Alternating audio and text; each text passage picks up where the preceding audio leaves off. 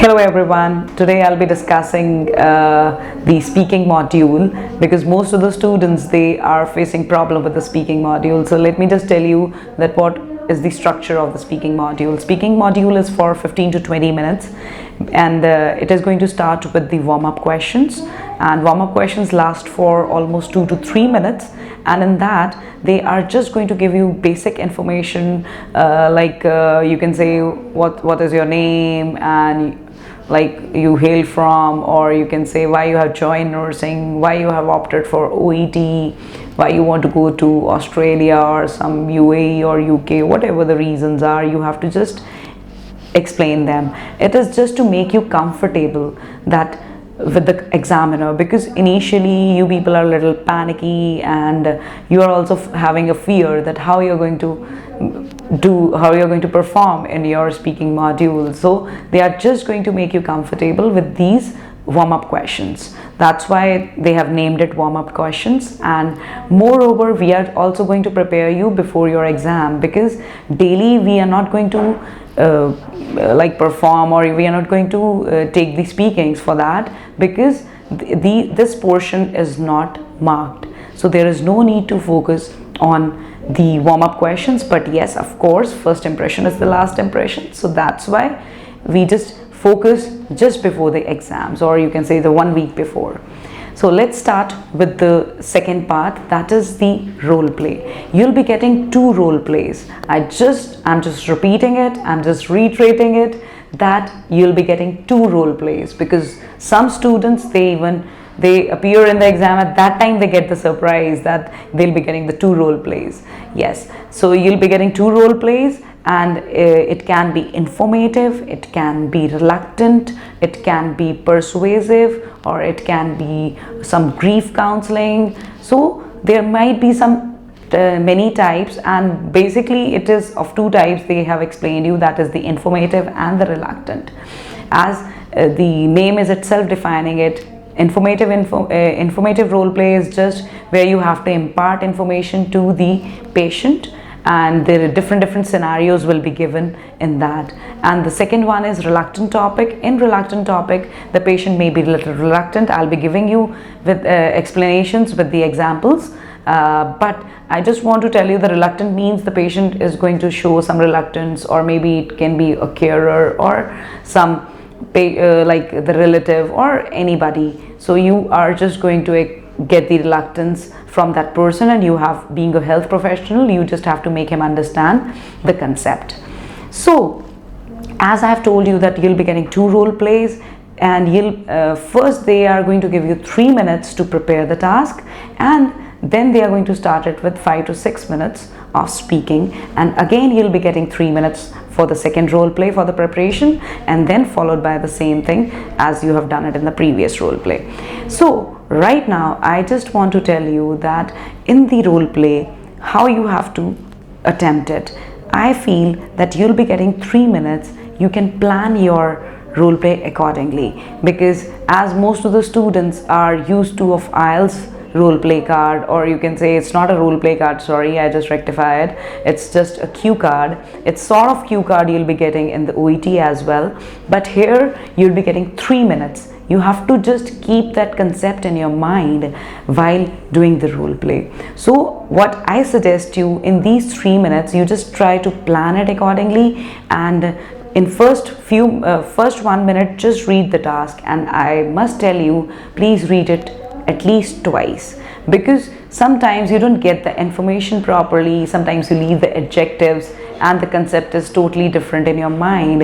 It happens with so many students. So that's why I'm just insisting you, please read it twice, and then look for 3 things, that is the settings and the role play of the examiner or your role play. And let me tell you, the settings will be it can be a home visit, it can be the hospital, or it can be the emergency department, or it can be some community visit. So obviously the introduction will be totally different. If it is a home visit, you are going to introduce yourself that I am so and so, and I have come over here just to discuss about so and so things, because the concept is different.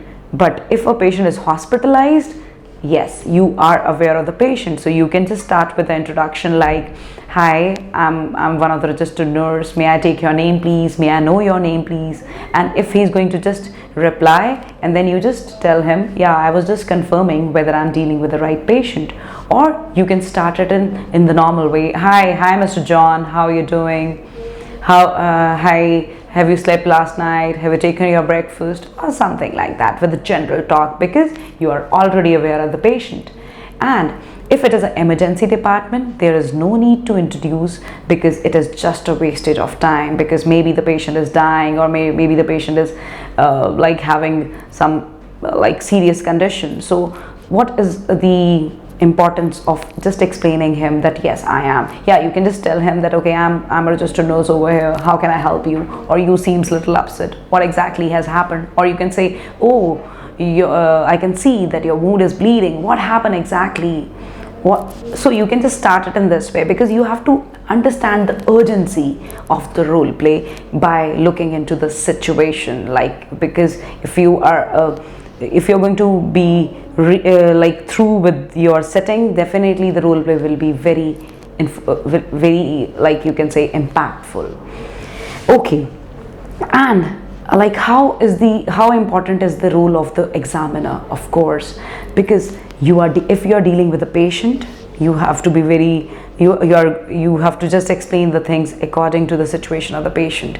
But if you are talking to a carer, definitely the carer is different thing, because carer is a person who is going to take care of the patient, so he's not well aware of the things. We have to give the advice according to the diet, or maybe according to the exercise or the medication. So the things will be different. Or it can be a talk between a parents or mother or apprehensive mother.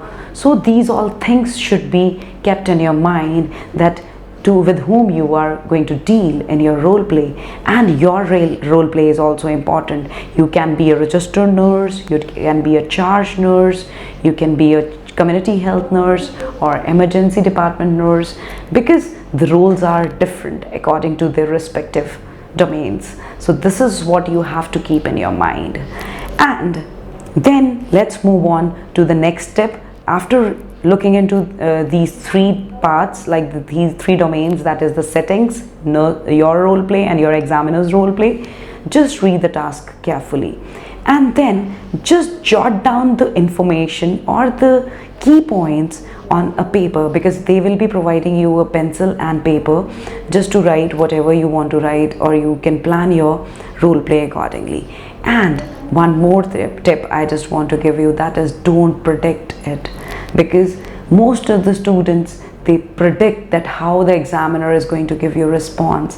That is the biggest mistake I can say for those students are making, because if you're going to predict that the examiner is going to behave in this manner, or if he's going to behave in a totally opposite way, you will get, I can say, like little diverted from your topic, or you are not planned according to it. So you may be little you may show your fumbling, or little, you can say, I'm not getting the word exactly, but you may show the fumbling and your hesitation. Yeah, the word is hesitation. So this might be there. So that's why you have to be very particular about it, that you should be aware of the things perfectly. And then the role play, as you have to just read it and you have to just answer the things carefully. This is what is required in the role play. And the thing is, as it is totally explaining you by its name, that is called the role play. You are just going to play a role of a nurse. It can be a charge nurse, it can be a registered nurse, it can be a emergency department nurse. So, and even it can be a school nurse. Being a school nurse, you have to inform the parents, or you can say to the patient, that maybe there are so many other role plays there, and you just keep on practicing. And I must tell you one more thing, that please try to speak in English as much as you can for the speaking module, because if you're going to speak in English, definitely that fumbling and that hesitation will be overcome by that. But if you're going to just little hesitated that okay, I'll be speaking in the institute only, and I'll be speaking it while I'm just doing my role play, that is not going to help you, because you have to be natural, you have to be very like you can say concerned about the patient. And if you're going to be very like you can say pally with this language, you'll be very humble, you'll be very polite to the patient, and you can easily tackle the situation. So this is what I have to just tell you about the speaking module. So speaking is very easy, and in further videos we'll be just explaining you the warm-up questions and some role plays. This is all from my side. Have a great day.